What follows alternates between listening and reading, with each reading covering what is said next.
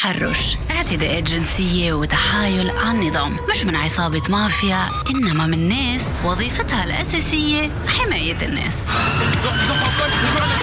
شرطة لندن الكبرى، فإذا جرائم طرقات لندن عناوين الصحف بقالها سنين، ممكن لأن الضباط مشغولين بجرائمهم الخاصة بالأقسام.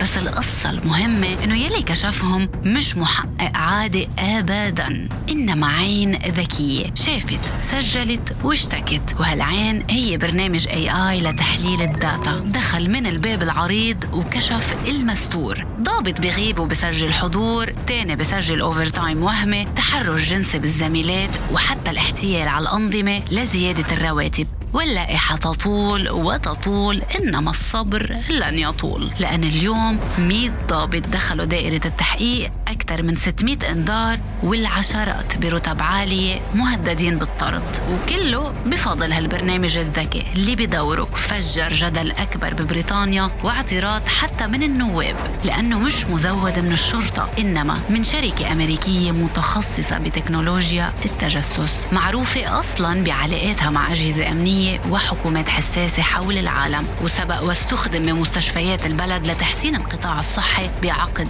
قيمته 330 مليون جنيه استرليني. يعني القصة شوي أكبر من إنك تضبط ضابط وتنظف مؤسسات. الخوف الأكبر إنه في بيانات خطفت بنسخة تجسسية خارجية متنكرة بتعرف كل شيء قبل ما تدق الباب.